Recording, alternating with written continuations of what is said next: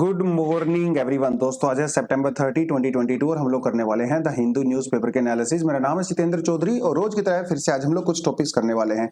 तो सबसे बड़ा जो आज का टॉपिक रहने वाला है वो रहेगा अबॉर्शन लॉ के बारे में, क्योंकि सुप्रीम कोर्ट ने यहाँ पे एक बहुत ही जबरदस्त एक रेवोल्यूशनरी जो है जजमेंट यहाँ पे दिया है, उसके बारे में बात करेंगे। सिर्फ यही नहीं, एक और जजमेंट दिया है सुप्रीम कोर्ट ने अडल्ट्री के बारे में, तो दोनों को थोड़ा सा हम लोग जानेंगे क्या है। यूनेस्को के बारे में थोड़ा सा पता कर सकते हैं क्योंकि थोड़ा सा न्यूज में है, हल्का फुल्का देख लेंगे।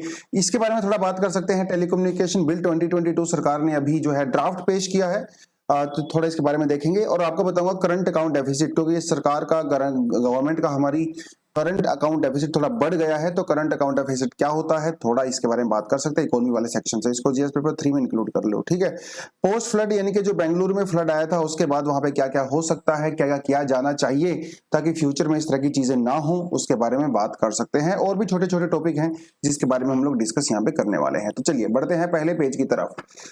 कहता है भाई सुप्रीम कोर्ट एक्सिस, एक्सिस का मतलब क्या होता है, काटना, मतलब उसको रोकना, बंद करना।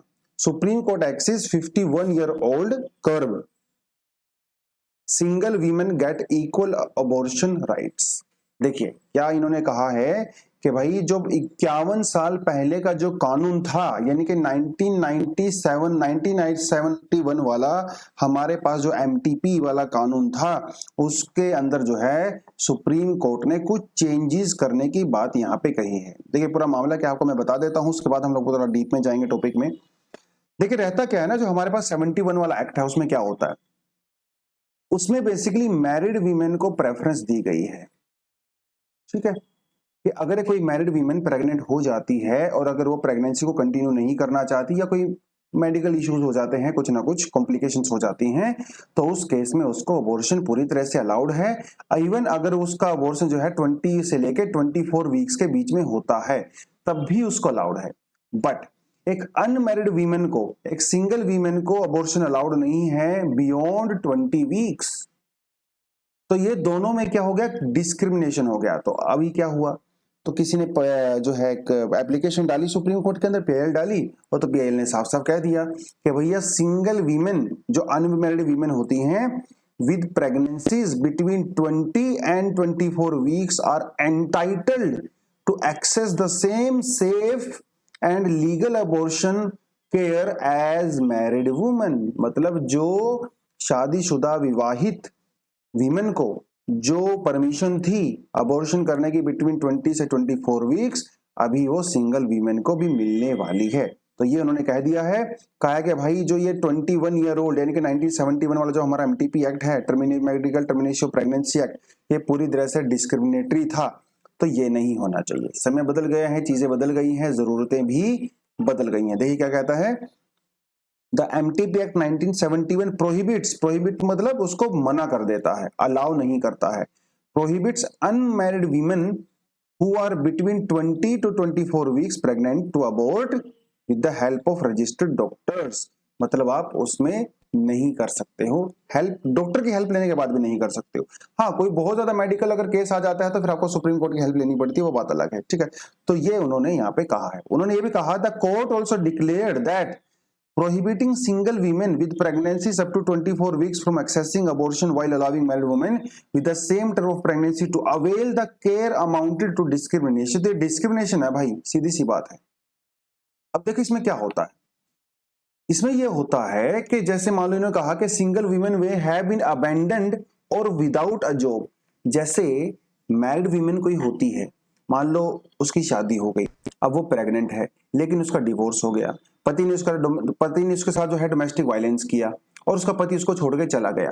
अब क्योंकि वो मैरिड वुमन है तो वो ये कह सकती है कि भैया देखो मैं सिंगल वीमन हूं, मेरे पति ने मुझे छोड़ दिया, मेरे पास जॉब्स भी नहीं है, तो मैं बच्चे का ध्यान नहीं रख सकती हूँ, मेरे पति ने मेरे साथ वायलेंस किया, तो इसलिए जो है मुझे अबॉर्शन करवाना है। तो कानून कहता है कि कोई बात नहीं मैडम, आइए आपको अबॉर्शन कर देते हैं।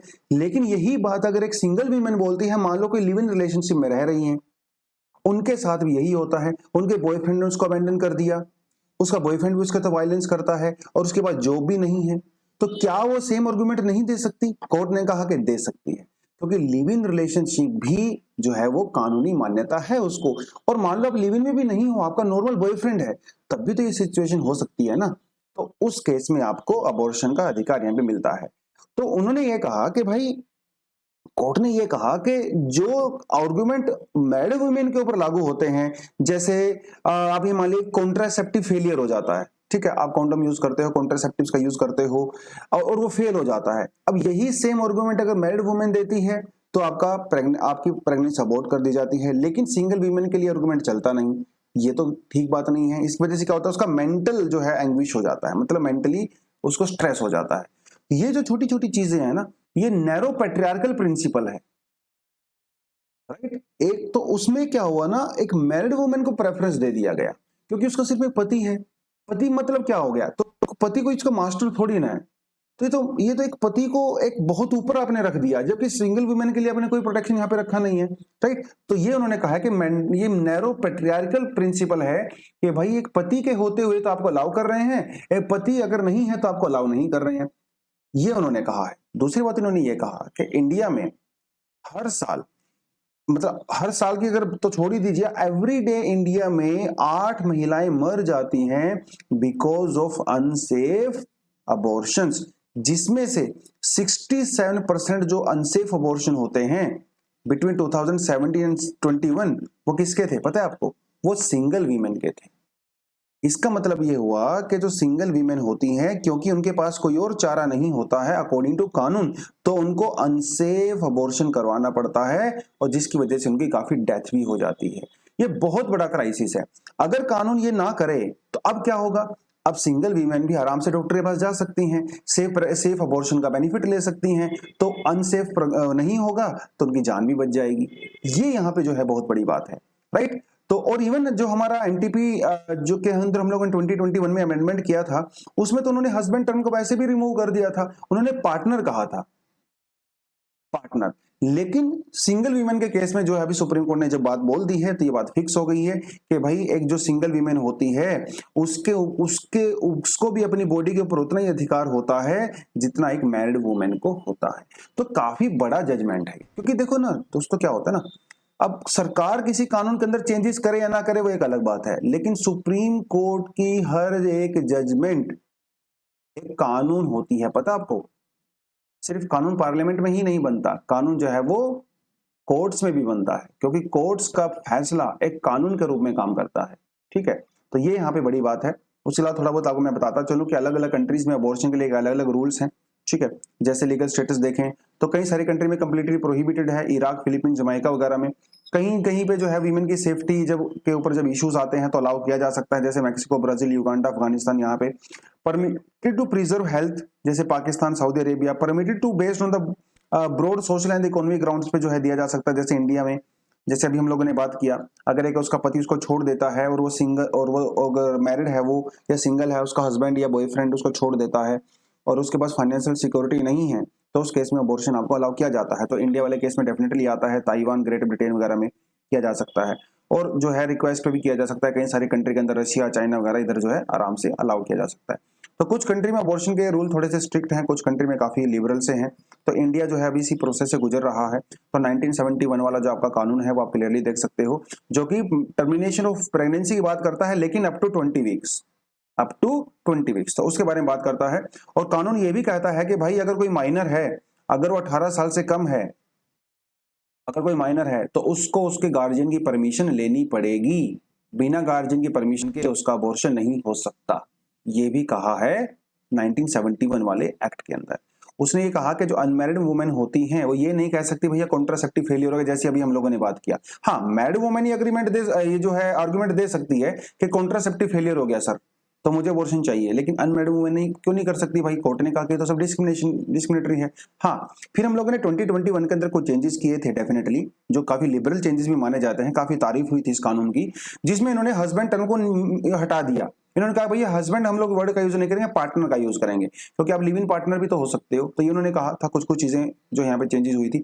उसके अलावा अगर 24 वीक्स के बाद अगर आपको एक्सीड करना है प्रेगनेंसी के लिए, मान लो कि यार किसी महिला का मान लो अनफॉर्चुनेटली रेप हो गया और उससे प्रेग्नेंट हो गई, ठीक है, तो उसको अबॉर्शन करवाना है, तो उस केस में 24 वीक्स के बाद भी आपको अबॉर्शन अलाउ करवाया जा सकता है, लेकिन अब सीधा डॉक्टर के पास नहीं जा सकते, आपको कोर्ट की परमिशन लेके आना पड़ता है।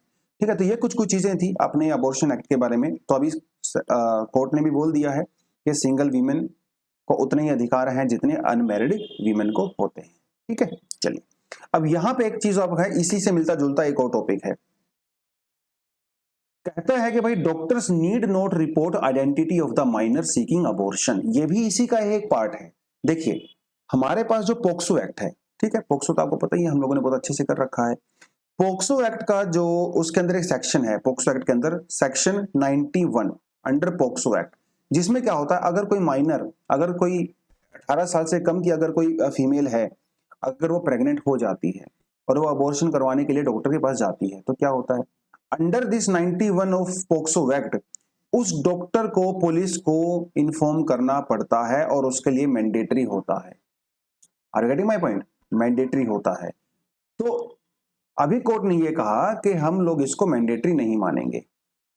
जो डॉक्टर होता है जिसे आरएमपी कहते हैं, रजिस्टर्ड मेडिकल प्रैक्टिशनर, भैया ये जरूरी नहीं है कि अभी आप उसकी आइडेंटिटी को रिवील करो, माइनर की आइडेंटिटी को। अगर माइनर ना चाहे और अगर माइनर के पेरेंट्स चाहते हैं कि आइडेंटिटी रिवील हो, तभी वो पुलिस में उसका नाम दे सकते हैं, अदरवाइज वो पुलिस में उसका नाम नहीं दे सकते। इसकी वजह से क्या होता है ना, जब आप नाम लेना शुरू कर देते हो तो ये जो बहुत सारी जो माइनर जो वीमेन होती हैं वो अनसेफ प्रेगनेंसी के अबॉर्शन की तरफ चली जाती हैं, जिस वजह से उनकी डेथ हो जाती है, कॉम्प्लिकेशंस हो जाती हैं। तो ये भी इन्होंने कहा है कि भैया कोई भी डॉक्टर माइनर की इंफॉर्मेशन जो है पुलिस को मैंडेटरीली नहीं देगा। तो ये दोनों चीजें जो है अबॉर्शन के बारे में ही था आर्टिकल। आई होप आपको ठीक ठाक से समझ में आया होगा, काफी डिस्कस इसके बारे में हम लोगों ने कर लिया है। इसी से मिलता जुलता एक और टॉपिक यहाँ पे आता है, भैया कहाँ गया ये वाला, नहीं थोड़ा आगे जाएगा, ठीक कहीं गुम हो गया, अभी देखते हैं थोड़ी देर में उसको, ठीक है कोई बात नहीं। तो अगला टॉपिक ये पढ़ लेते हैं, UNESCO list 50 iconic Indian textiles.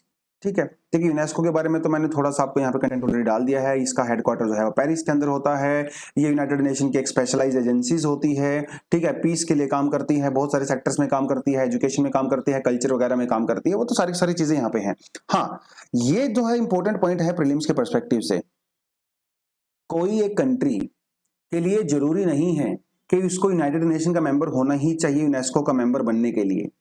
कोई कंट्री यूनेस्को का मेंबर हो सकती है without being a member of the United Nation, जैसे कुक आइलैंड, पैलेस्टाइन, न्यू, ये यूनाइटेड नेशन का पार्ट नहीं है लेकिन फिर भी यूनेस्को का पार्ट है। But there are some other countries जैसे इजराइल, लिechtenstein, यूनाइटेड स्टेट्स, ये यूनेस्को का पार्ट नहीं है लेकिन यूनाइटेड नेशंस का पार्ट है। तो ये जरूरी कंपलसरी नहीं है, क्योंकि यूनेस्को जो है वो इंटीग्रल पार्ट नहीं है यूनाइटेड नेशन का, एक स्पेशलाइज एजेंसी है और स्पेशलाइज एजेंसी के अंदर जो है इस तरह की चीजें डेफिनेटली होती हैं। तो एक तो आपको ये पता होना चाहिए। और तो यूनेस्को की बहुत सारी चीजें होती हैं यूनेस्को में, तो जो कल्चरल साइट्स वगैरह होते हैं, यूनेस्को वर्ल्ड हेरिटेज साइट आपको पता ही है। यूनेस्को वर्ल्ड हेरिटेज साइट के अलावा भी यूनेस्को जो है एक और लिस्ट डिक्लेयर करता है जिसे कहते हैं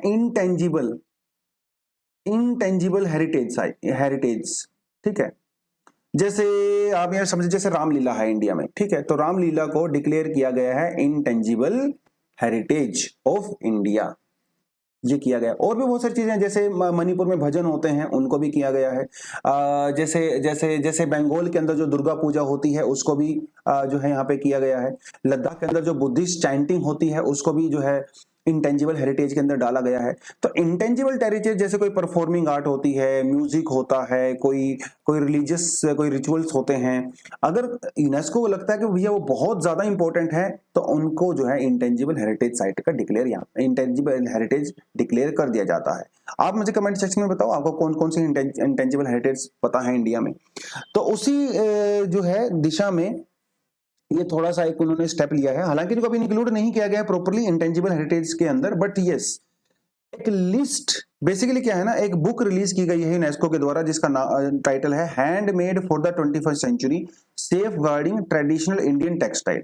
तो ये उन्होंने एक बुक इशू की है जिसके अंदर यूनेस्को ने इंडिया के कुछ हिस्टोरिकल और जिनको जो है ज्योग्राफिकल इंडिकेटर का टैग भी मिला हुआ है, ऐसे कुछ टेक्सटाइल्स और एम्ब्रॉयडरीज वगैरह की लिस्ट इशू की है जो कि काफी इंपॉर्टेंट है यूनेस्को के लिए। तो थोड़ी थोड़ी चीजें आपको यहाँ पे पता होनी चाहिए। जैसे एक दो एग्जांपल हम यहाँ पे देख लेते हैं, जैसे टोडा एम्ब्रॉयडरी है भैया, ठीक है, एंड सिंगड़ी है फ्रॉम तमिलनाडु, वैसे वहां का जीआई भी है ये। Himroo from Hyderabad, Bandiya tie and dye from the Sambalpur in Odisha. ठीक है, तो ये जैसे कुछ हैंडमेड टेक्सटाइल जो है उस तरह की चीजें हैं। और भी इन्होंने कई सारी चीजें यहाँ पे डाल रखी हैं अगर आपको देखना है तो। जैसे पानीपत का खेस काफी फेमस है, तो सर्दी वर्दी में अभी भी मैं जो क्लास कर रहा हूँ ये खेस ओढ़ के ही कर रहा हूँ तो पानीपत के खेस काफी फेमस है। चंबा रुमाल हिमाचल प्रदेश में, उसको भी लिस्ट में डाला गया है। थिगमा और the wool tie and dye from the Ladakh. ठीक है, अवध जदानी फ्रॉम द बनारस। तो ये कुछ कुछ चीजें हैं जो आपको यहाँ पे पता होनी चाहिए। जैसे कलमकारी फ्रॉम तंजावुर, यहाँ से यूपीएससी में ऑलरेडी क्वेश्चन पूछा जा चुका है 2015 में कलमकारी के बारे में। ठीक है, उसके अलावा जो है साउथ इंडिया से अगर बात करें तो जैसे जो है इलकल एंड लंबड़ी और बंजारा एम्ब्रॉयडरी फ्रॉम कर्नाटका, ये आपको पता होना चाहिए। ठीक है, उसके अलावा जो है कुछ कानपेट कलमकारी फ्रॉम द तंजावुर वगैरह। उसके अलावा Kunbi weaves from Goa and Mashru weave and Patola from Gujarat, Himroo from Maharashtra. ठीक है, and Garad Korial from the West Bengal are some of the 50 iconic textiles. तो ये टेक्सटाइल आपको थोड़े से पता होना चाहिए क्योंकि यूनेस्को की लिस्ट के अंदर अभी ये आए हैं। तो कई बार एग्जाम में पूछ लेता है, एक तरफ आपको टेक्सटाइल देगा, दूसरी तरफ आपको स्टेट का नाम दे सकता है। तो इसको थोड़ा सा अपने नोट्स वगैरह में भी आप ऐड कर सकते हो डेफिनेटली। ठीक है, तो इसको थोड़ा देख लीजिए, आर्टिकल को एक दो पार्ट पढ़ लोगे तो आपको वैसे भी याद हो जाएगा। चलिए, हाँ, तो ये जो टॉपिक था जो मैं बात कर रहा था, डीक्रिमिनलाइजिंग अडल्ट्री सेंटर 6 क्लैरिफिकेशन। देखिए हुआ क्या, 2018 के अंदर एडल्ट्री का मतलब आपको पता है ना, एडल्ट्री का मतलब क्या होता है? एडल्ट्री का मतलब ये होता है कि भाई जब एक पर्सन, ठीक है, खासकर एक पुरुष की यहाँ पे बात की गई है, अगर वो मैरिड है और मैरिड होते हुए भी वो किसी और के साथ शारीरिक संबंध बनाता है, इंटरकोर्स करता है, तो उसे एडल्ट्री कहते हैं। वैसे दोनों के केस में होता है, मैन और वीमेन, अगर वो मैरिड होते हुए अगर अदर देन द स्पाउस अगर वो फिजिकल रिलेशन बनाते हैं तो उसे अडल्ट्री कहते हैं। राइट, चलिए अब यहां पे सेक्शन 947 काफी इंपॉर्टेंट है। अब हुआ ये, देखो 2018 के अंदर, 2018 से पहले हमारा जो IPC Indian penal code section 947, it was a criminal offence. ठीक है, इन्हें कहता है it is a punishable offence for a man to have sexual intercourse with a married woman without the consent of her. देखिए यहाँ पे सिर्फ man लिखा हुआ है, वीमेन नहीं लिखा हुआ है, इसका मतलब ये जेंडर न्यूट्रल नहीं है। ओके, जेंडर न्यूट्रल नहीं है। तो कहता है भाई अगर कोई एक आदमी अगर किसी औरत के, अगर वो मैरिड है और वो औरत भी अगर मैरिड है, उसके साथ रिलेशन बनाता है उसके हस्बैंड की परमिशन के बिना, सोच के देखिए क्या बात कर रहा है कानून, कि भैया उसकी औरत की हस्बैंड के अब वो परमिशन थोड़ी देगा भाई, के बिना अगर सेक्सुअल इंटरकोर्स होता है तो वो एक पनिशेबल ऑफेंस है, मतलब ये क्रिमिनल एक्ट है। इसमें आपको 5 साल की सजा भी हो सकती है, आपको फाइन भी चुकाना पड़ सकता है।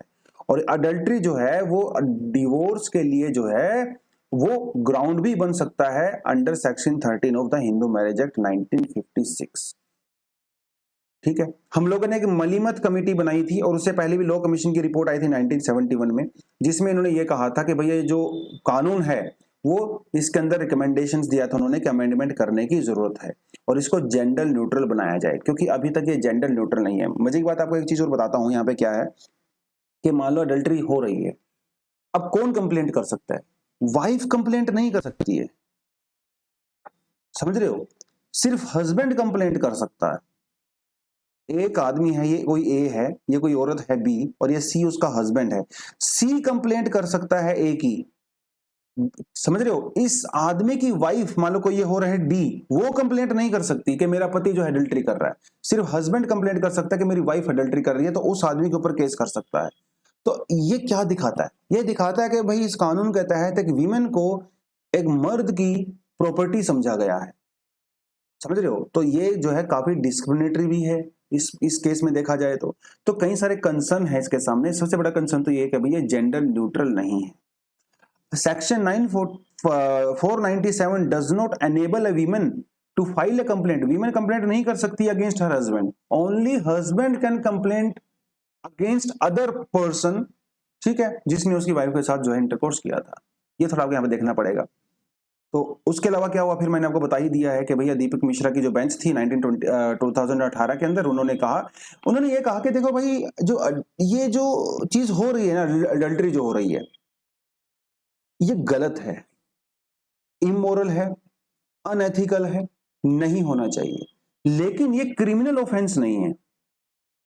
ये एक सिविल ऑफेंस हो सकता है, नो डाउट सिविल ऑफेंस हो सकता है और डिवोर्स के लिए बेस भी बन सकता है, लेकिन इसे हम लोग क्रिमिनल ऑफेंस नहीं मानेंगे क्योंकि ultimately it's a matter of privacy. तो क्रिमिनलिटी वाला जो फैक्टर था उन्होंने इसे वापस ले लिया था। उन्होंने कहा अगर कोई चीट करता है वो गलत है, लेकिन वो क्रिमिनल एक्ट नहीं है।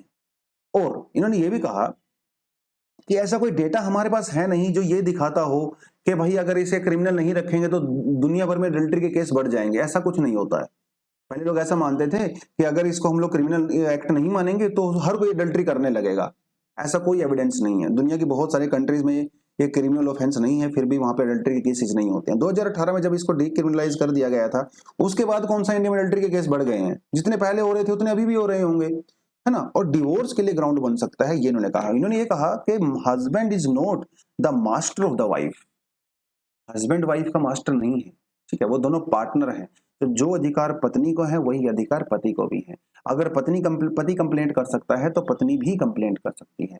और अडल्ट्री तो दोनों ही लोग करते हैं, है ना। एक वाइफ भी अडल्ट्री कर सकती है, हस्बैंड भी अडल्ट्री कर सकता है। तो भैया उस केस में इसको जेंडर न्यूट्रल होने की भी जरूरत है। हाँ, उन्होंने ये कहा कि अगर दोनों पार्टनर में से मान लो कोई अडल्ट्री कर रहा है और दूसरा पार्टनर जो है वो सुसाइड कमिट कर लेता है, उस केस में जो है उस दूसरे पार्टनर के ऊपर अबेटमेंट ऑफ सुसाइड का केस चलाया जा सकता है कि भाई इसने उसको, इसकी वजह से उसका मेंटल स्टेटस खराब हुआ और मेंटल टॉर्चर हुआ और उसने सुसाइड कर लिया। वो एक अलग से केस चल सकता है, लेकिन ऑन एन एवरेज अडल्ट्री जो है उसको हम लोग क्रिमिनल ऑफेंस नहीं मान सकते। तो ये कहा। अब ये तो चलो बात हो गई, लेकिन ये केस न्यूज में क्यों है अभी? ये तो 2018 की बात हो गई। बात ये हुई कि हमारी जो आर्म्ड फोर्सेज हैं, आर्म्ड फोर्सेज के अंदर एक्चुअली काफी सारे केस आते हैं जिसमें जो है अडल्ट्री होती है। तो वहां पे कोई पर्सन होता है, यूजली देखा जाता है आर्मी के अंदर सीनियर जो होते हैं वो जूनियर की वाइफ के साथ जो है फिजिकल रिलेशन कर हो जाते हैं। काफी सारे केस वहां पे आते हैं। तो उस केस में क्या होता है, आर्मी में केस उल्टा है। आर्मी में वाइफ भी कंप्लेंट कर सकती है हस्बैंड के अगेंस्ट में, जेंडर न्यूट्रल है। हस्बैंड के केस में जेंडर न्यूट्रल है और आर्मी में इसको एज अ क्रिमिनल ही डिक्लेयर किया गया है। और बहुत बार किसी के ऊपर जब अडल्ट्री का केस चलता है तो उसकी जॉब भी चली जाती है। तो सरकार ने जवाब मांगा था सुप्रीम कोर्ट से कि माई बाप अब ये बताइए कि ये जो आपने बताया है कि भैया क्रिमिनल ऑफेंस नहीं है, सिर्फ सिविल ऑफेंस है, तो क्या ये आर्मी के अंदर भी लागू होगा? क्योंकि आर्मी में तब तक क्रिमिनल के हिसाब से चल रहा था, आर्मी में तो जेंडर न्यूट्रल पहले से ही है। तो उसमें सुप्रीम कोर्ट ने यह कहा है कि जो चीजें चल रही है उसको चलने दीजिए, क्योंकि ये अल्टीमेटली अनएथिकल है, इमोरल है, और आप जो चीजें कर रहे हो उसको अपने हिसाब से करिए, लेकिन उससे क्रिमिनल फैक्टर को हटा दीजिए। ठीक है, ये प्राइवेट मामला हो सकता है, वो सारी चीजें उन्होंने यहाँ पे कही हैं। तो ये था थोड़ा सा इसके अंदर टॉपिक के अंदर एक दो चीजें हैं यहाँ पे। ये तो कुछ खास नहीं मुझे लगा था, कुछ इसमें दमदार चीज होगी, लेकिन इनका ये कहना है कि भैया जो फॉरेन की कंपनीज हैं इंडिया में जो काम करती हैं, खासकर आईटी कंपनीज, फेसबुक वगैरह वो सब करके, ठीक है, उनको इंडिया के जो कस्टमर्स हैं उनको उतनी ही रिस्पेक्ट देनी चाहिए प्राइवेसी की जितनी वो फॉरेन कंट्रीज में करते हैं। तो कुछ खास इसमें है नहीं। Senior citizen families to see the small saving, जो स्मॉल सेविंग्स होती हैं जैसे किसान विकास पत्र होता है, सीनियर सिटीजन जो हमारे पास सेविंग स्कीम होती है, उसके अलावा गवर्नमेंट सिक्योरिटीज वगैरह कुछ रहती हैं, प्रोविडेंट फंड की जो हमारे पास स्कीम रहती है, इसके अंदर सरकार ने थोड़ा सा क्या किया, इंटरेस्ट रेट को इंक्रीज कर दिया है ताकि ज्यादा से ज्यादा लोग जो है यहाँ पे इन्वेस्ट करें, सेविंग करें और सरकार के पास पैसा आए। लेकिन जब तक सरकार लोग सेव नहीं करेंगे तो भैया सरकार के पास पैसा कहाँ से आएगा? नहीं आएगा। बैंकों के पास पैसा कहाँ से आएगा जब तक लोग सेव नहीं करेंगे? तो ये जो कुछ सेविंग्स होती हैं, ये जो स्मॉल सेविंग्स होती हैं, ये बेसिकली नॉर्मल आप जो बैंक में सेविंग करवाते हो उससे ज्यादा इंटरेस्ट पे करती हैं। क्योंकि देखिए जो बैंकों में आप अकाउंट ओपन कराते हो ना यार, वो सेविंग अकाउंट होता है ना, वो डिमांड अकाउंट होता है, राइट। आपने मान लो 100 रुपए बैंक में जमा करवाए, आपका जब भी मन किया आपने जाके 50 रुपए निकाल लिए, तो ये बैंक के लिए रिस्की है ना यार, क्योंकि आप तो थोड़े कभी भी निकाल सकते हो पैसा। तो बैंक उस पैसे को आगे दे ही नहीं सकता, किसी को लोन में देगा ही नहीं, क्योंकि बैंक को पता है आदमी कभी भी आके निकाल सकता है पैसा। तो इसलिए बैंक आपको जो है कम इंटरेस्ट रेट देती है, क्योंकि बैंक को इसमें कोई बेनिफिट नहीं है, क्योंकि बैंक को खुद बेनिफिट नहीं हो रहा है, तो इसलिए आपको भी वो बेनिफिट नहीं देता है, सीधी सी बात है।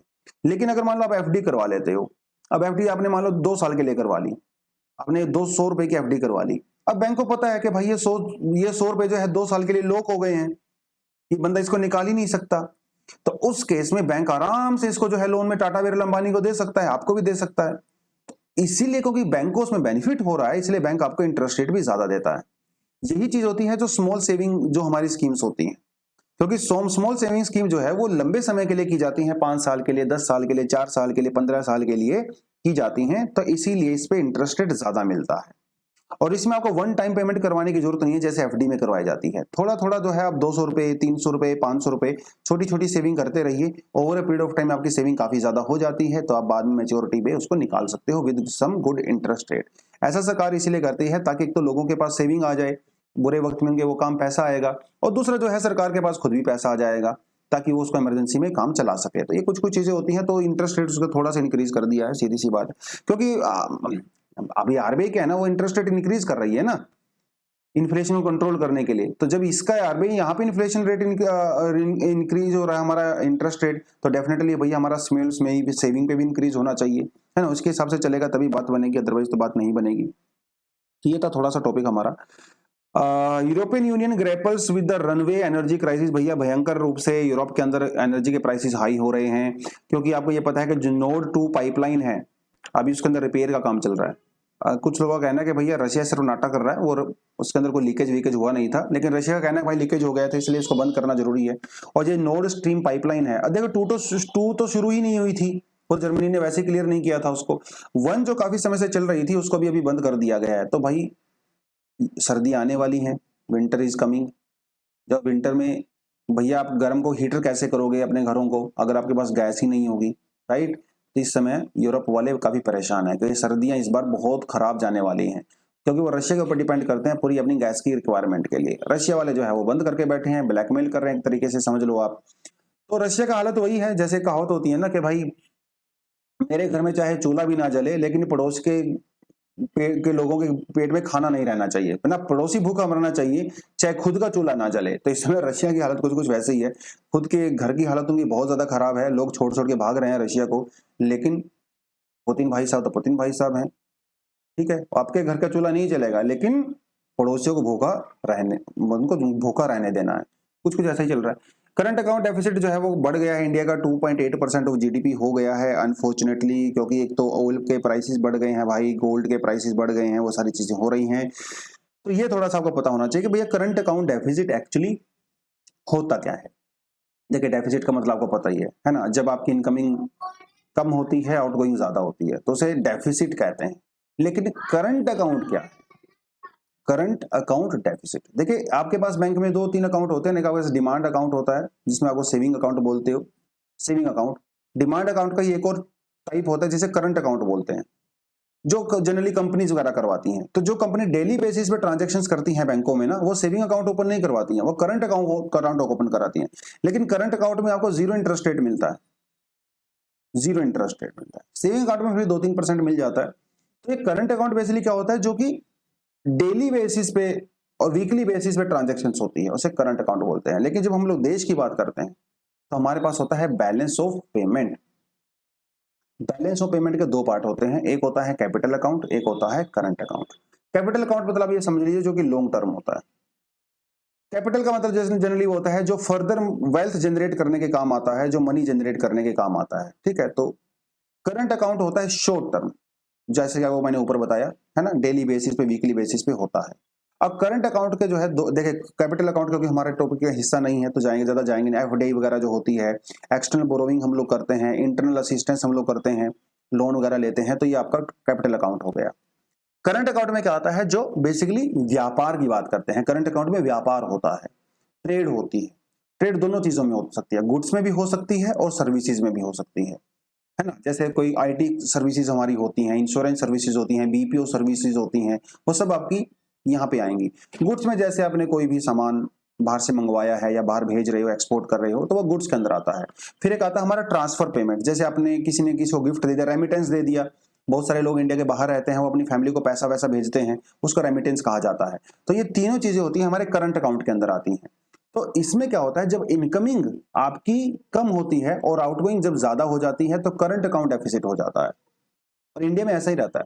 इंडिया में अगर आप रेमिटेंस को छोड़ दो तो सर्विसेज और गुड्स के मामले में हमारी आउटगोइंग कम है, इनकमिंग ज्यादा है। तो इसलिए हमारा करंट अकाउंट डेफिसिट हमेशा करंट अकाउंट डेफिसिट में रहते हैं हम लोग। हार्डली कभी ऐसा हुआ होगा जब हम करंट अकाउंट सरप्लस में गए होंगे। और वैसे करंट अकाउंट सरप्लस में जाना कोई अच्छी बात भी नहीं है एज सच इंडिया जैसी कंट्री के लिए। हमें तो डेफिसिट में ही रहना पड़ता है, क्योंकि बहुत सारी चीजें हम लोग इंपोर्ट करते हैं, रॉ मटेरियल वगैरह इंपोर्ट करते हैं, वो भी एक बहुत बड़ा रीजन है। जो मेन चीज इन्होंने यहाँ पे जो बताई है वो बेसिकली ये कहा है कि भाई जो हमारा कंप्यूटर बिजनेस सर्विसेज हैं, ट्रांसपोर्टेशन ट्रैवल सर्विसेज हैं, वो थोड़ी सी इंडिया की इंप्रूव हुई हैं डेफिनेटली बेसिकली यहाँ पे। लेकिन जैसे हम लोग गोल्ड की बात करें या ऑयल की बात करें, उसकी वजह से इंडिया का काफी ज्यादा बिल बन जाता है, तो हमारा करंट अकाउंट डेफिसिट यहाँ पे हो जाता है। इनका ये भी कहना है कि भाई 2023 तक हो सकता है ये 3.5 से लेकर 3.7% भी हो सकता है।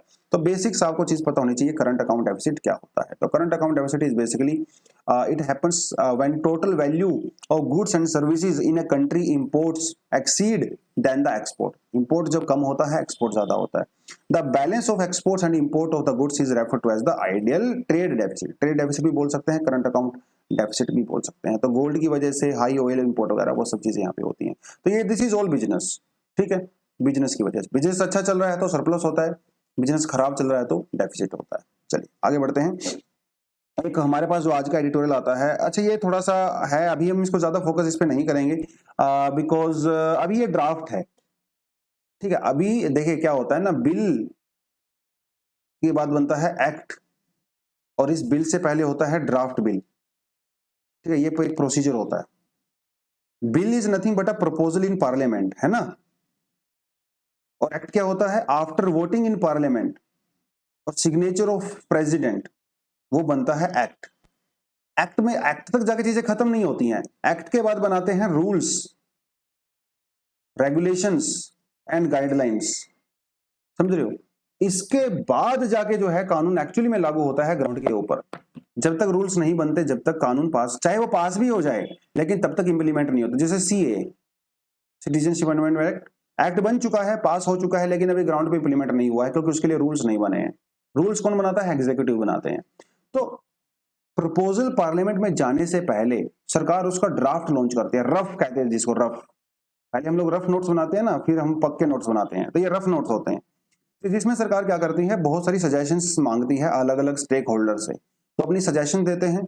सजेशन देने के बाद जो है सरकार को लगता है उसके अंदर चेंजेस किए जाने चाहिए। अगर वो चेंजेस करने के बाद सरकार उसको पार्लियामेंट के अंदर बिल को पेश करती है, और पेश करने के बाद एक्चुअली वो स्टैंडिंग कमेटी के पास भी जा सकता है अगर सरकार का मूड है तो। ये पूरा प्रोसीजर होता है किसी बिल को पास करने का, जो हम लोग बहुत अच्छे से डिस्कशन कर चुके हैं, और आपको अगर आपने लक्ष्मीकांत पढ़ा है तो वो आपने पता होगा। तो क्योंकि अभी टेलीकम्युनिकेशन बिल का ड्राफ्ट पेश हुआ है, तो ये ज्यादा इंपॉर्टेंट नहीं है। जब ये बिल पार्लियामेंट में आएगा, ठीक है, तब इस पे हम लोग इन डेप्थ एनालिसिस करेंगे डेफिनेटली। लेकिन ये आया क्यों है, हल्का सा का आइडिया दे देता हूं। देखिए अभी इंडिया में जो भी हमारे पास टेलीकम्युनिकेशन के रिगार्डिंग कानून है, जैसे इंडियन टेलीग्राफ एक्ट है 1885, हमारे पास इंडियन वायरलेस टेलीग्राफ एक्ट है 1933, और ये वाला एक्ट है 1950। देखिए कितने पुराने एक्ट हैं भाई, 1933, 80, 85। तो जमाना बदल गया है ना। अभी तो इंटरनेट आ गया, तब तो इंटरनेट था नहीं, है ना। फोन वगैरह आ गए, व्हाट्सएप आ गया, फेसबुक आ गया, टेलीग्राम आ गया, ओटीटी प्लेटफॉर्म्स वगैरह आ गए। तो सरकार ये चाहती है कि नए दौर में नए कानून लेके आए, नए रेगुलेशन यहाँ पे लेके आए, है ना। 5G टेक्नोलॉजी आ रहा है, 6G टेक्नोलॉजी भी आएगा फ्यूचर में। आजकल कितने आपके मोबाइल फोन के ऊपर स्पैम कॉल्स आती हैं, स्पैम मैसेजेस आते हैं, है ना। ओटीपी के फ्रॉड बहुत सारे हो जाते हैं। तो इन सब चीजों को रेगुलेट करने के लिए सरकार ने कहा कि कुछ ना कुछ किया जाना चाहिए।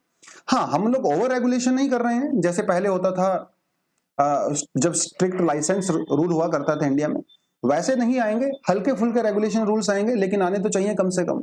तो इसके लिए जो है ये टेलीकम्युनिकेशन बिल जो है अभी ड्राफ्ट के रूप में पेश किया गया है।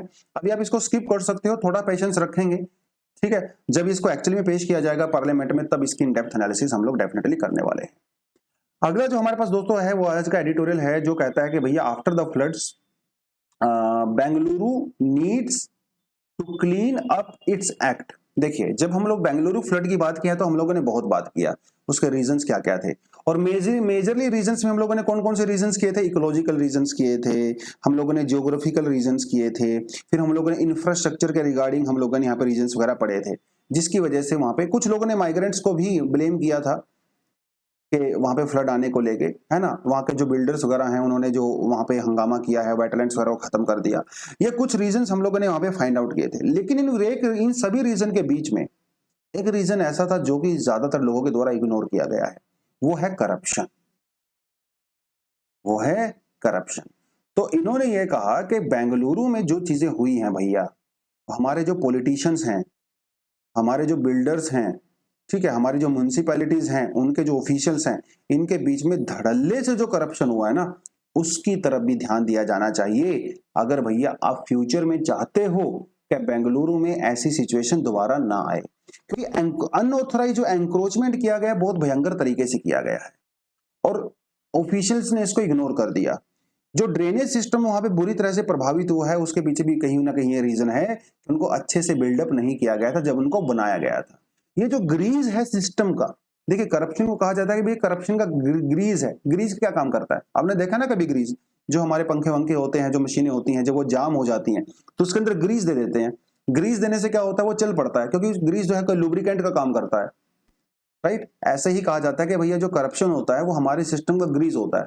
मान लो आपको कोई फाइल आगे बढ़वानी है, ठीक है, कोई भी फाइल हो गया, अरे अब तो खैर इतनी चीज नहीं है, लेकिन मान के चले कुछ साल पहले तक, 5-7 साल पहले तक, अब मान के चलिए भैया आपको डेथ सर्टिफिकेट बनवाना है, आपको पासपोर्ट बनवाना है, ठीक है।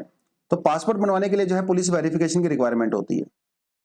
जब तक भैया आप पुलिस के हाथ में पैसे नहीं रखोगे, पुलिस आपकी वेरिफिकेशन नहीं करेगी। बिना वेरिफिकेशन का आपका पासपोर्ट बन नहीं सकता। तो पहले सिस्टम रुक गया था, जैसे ही आपने पुलिस के हाथ में पैसा रखा, उसने ग्रीस का काम किया और वो चल पड़ा। करप्शन को कहा जाता है इंडिया वाली सोसाइटी में कि भैया ग्रीस है, करप्शन के बिना तो काम होगा ही नहीं। बोलते नहीं, चलता ही एल्टीट्यूड, चलता है एटीट्यूड का मतलब यही है, करप्शन चलता है। लेकिन इन्होंने कहा कि असली विलन तो यही है, जो बिल्डर माफिया है भाई, उन्होंने जो आतंक वहां पे मचाया है, uncontrolled violation of the building bylaws. समस्या यहाँ पे पता क्या है? समस्या ये है कि जो आदमी कानून बना रहा है ना, वही कानून तोड़ भी रहा है। समझ रहे हो? कानून कौन बना रहे हैं? पॉलिसी मेकर्स बना रहे हैं, पॉलिटिशियंस बना रहे हैं। तोड़ने वाले कौन है? यही है तोड़ने वाले भी, क्योंकि यही सबसे बड़े बिल्डर्स हैं। इनके चाचे भतीजे बेटे बेटियां वही तो हैं बिल्डर्स। और समस्या ये है कि भाई ये कानून इतने कॉम्प्लिकेटेड बनाए जाते हैं, इतने छोटे छोटे रूल्स, इतनी ब्यूरोक्रेटिक कॉम्प्लिकेशंस होती हैं कि आम आदमी तो समझ ही नहीं सकता। और जितने ज्यादा कॉम्प्लिकेशन होगा, उतना ही ज्यादा करप्शन होने के चांसेस होते हैं। जितना ज्यादा कॉम्प्लेक्स होगा सिस्टम, ऑब्वियस ही बात है। इतने अंदर लूप होल होते हैं उनके अंदर, ये क्लोज वो क्लोज, उस क्लोज के अंदर फर्दर क्लोज, फर्दर क्लोज के अंदर फर्दर क्लोज। तो आम आदमी कानून को कैसे समझेगा? आप ये देख लीजिए कि जो भी नोएडा के अंदर बिल्डिंग गिरी थी, ट्विन टावर, उसको गिराने का आदेश 2-3 साल पहले दे दिया गया था सुप्रीम कोर्ट के द्वारा, लेकिन इतने सारे लूप होल्स का यूज किया गया कि वो बिल्डिंग खड़ी है वहां पे और वो किसी के लिए भी खतरा बन सकती थी। तो ये है, यहाँ पे बहुत सारे लूप होल्स होते हैं। तो उसी लूप होल्स की इन्होंने बात कही है कि ये सब नहीं, एक्ट ऑफ करप्शन जो है उसको रिड्यूस किया जाना चाहिए। अब इंडिया में एक और समस्या है, हमारे यहाँ पे जो कानून है ना, वो सिर्फ गवर्नमेंट सेक्टर में करप्शन की बात करता है। करप्शन की जो डेफिनेशन है वो यही है कि गवर्नमेंट सेक्टर, पब्लिक सर्वेंट के ऊपर फोकस करता है। भैया प्राइवेट करप्शन का क्या? Private corruption is not criminalised. अब सरकारी वाले इसका कैसे फायदा उठाते हैं? तो गवर्नमेंट एक्शंस क्या करता है, वो प्राइवेट एजेंट्स को जो है आउटसोर्स कर देता है सर्विस। कोई पुल मान लो बनाना है सरकार को, अब वहां तो करप्शन क्योंकि डिफाइंड है, तो वो लोग क्या करते हैं, प्राइवेट कंपनी को ठेका दे देते हैं। अब प्राइवेट कंपनी में जो करप्शन होता है वो डिफाइन ही नहीं किया गया है प्रॉपर तरीके से, वो क्रिमिनल एक्ट है ही नहीं, वो तो सिविल एक्ट हो गया। यहां पे ये बड़ी समस्या है। फिर उन्होंने कहा कि भैया सरकार ने जो है ई गवर्नेंस को भी इंपॉर्टेंस दिया कि सारी चीजें हम लोग कंप्यूटर से करेंगे, टेक्नोलॉजी का यूज करेंगे। उससे भी कोई ज्यादा बेनिफिट हुआ नहीं है, एंक्रोचमेंट वगैरह अभी भी ऐसे ही चल रही है। आप ये चीजें देखिए कि पहले आपको लैंड रिकॉर्ड का, जैसे इन्होंने यहाँ पे एग्जांपल दिया, पहले लैंड रिकॉर्ड जो है वो फिजिकल फॉर्मेट में हुआ करते थे, तो जिसके साथ छेड़खानी नहीं हो सकती थी। क्योंकि अभी आप लैंड रिकॉर्ड ने आपने को डिजिटल कर दिए हैं, तो उनके साथ छेड़खानी होना भी आम सी बात है। हैक हो जाते हैं, छेड़खानी हो जाती है, डेटा चेंज हो जाता है ना। तो ये भी कोई ज्यादा बेनिफिट यहाँ पे उन्होंने कहा है कि हुआ नहीं है हमें। तो क्या करना है, किक स्टार्ट करना है स्ट्रेटेजीज को। 2-3 स्ट्रेटेजी उन्होंने यहाँ पे बताई हैं कि जिसमें हम लोग चीजों को दूर कर सकते हैं। पहली बात तो जो एंटी करप्शन मेजर्स होते हैं, ये टाइम टू टाइम जो है असेस होने चाहिए कि वो सही से काम कर रहे हैं कि नहीं कर रहे हैं। आप एक बार बना के चीजों को छोड़ देते हो, 10-20-50 साल तक वही चलता रहता है। अरे भाई, जो आपने कानून बनाया है, कम से कम उसको इवेल्युएट तो करो, वो काम कर रहा है कि नहीं कर रहा है। यहाँ पे ये बड़ी बात है। दूसरी बात इन्होंने कहा कि विसल ब्लोअर्स को प्रोटेक्शन हमारी कंट्री में है नहीं, तो क्योंकि उनको प्रोटेक्शन नहीं है, तो जो ऑनेस्ट सिटीजन्स होते हैं, पॉलिटिशियंस होते हैं, ब्यूरोक्रेट्स होते हैं, जजेस वगैरह होते हैं, वो सामने नहीं आ पाते हैं क्योंकि उनको पता है कि उनको कानूनी रूप से प्रोटेक्शन नहीं है, तो उनको फिजिकल हार्म का खतरा होता है। तो ये यहाँ पे बहुत ज्यादा इनिशिएटिव लेने की रिक्वायरमेंट है। दूसरी बात इन्होंने ये कहा कि भाई मोरल साइंस की रिक्वायरमेंट है, हमारे स्कूल में, कॉलेजेस में मोरली लोगों को रहना सिखाना चाहिए। ठीक है, कैसे वो प्रॉपर एक्ट कर सकते हैं, वो सारी चीजें। हालांकि इसका मुझे नहीं लगता कोई ज्यादा बेनिफिट होता है, बट स्टिल ये कुछ कुछ इन्होंने यहाँ पे सजेशन बताई है कि इनका यूज करके ये सारी समस्याओं को दूर किया जा सकता है। तो ये था दोस्तों आज के इस पूरा एडिटोरियल। उतना दमदार नहीं था जितना मुझे होना चाहिए था, बेसिकली इसको जितना मुझे लगा था ये होगा, बट स्टिल ठीक है। कुछ एडिशनल आर्टिकल भी हमारे पास आप क्लियरली यहाँ पे देख सकते हो, आपको पढ़ना है तो ये वाला आप पढ़ सकते हो। अगर आपको इकोनॉमिक आर्टिकल पसंद है और आपको इकोनॉमिक आर्टिकल समझ में आते हैं तो ये थोड़ा आप देख सकते हो, हल्का फुल्का ये देख सकते हो। हालांकि यहाँ पे फैक्ट ज्यादा दिए गए हैं, कॉन्सेप्ट कम है, के ऊपर फोकस नहीं किया गया है। उसके अलावा थोड़े थोड़े आर्टिकल हमारे पास ये भी हैं। तो दोस्तों आज के लिए इतना ही था। Thank you very much, all the best, जय हिंद।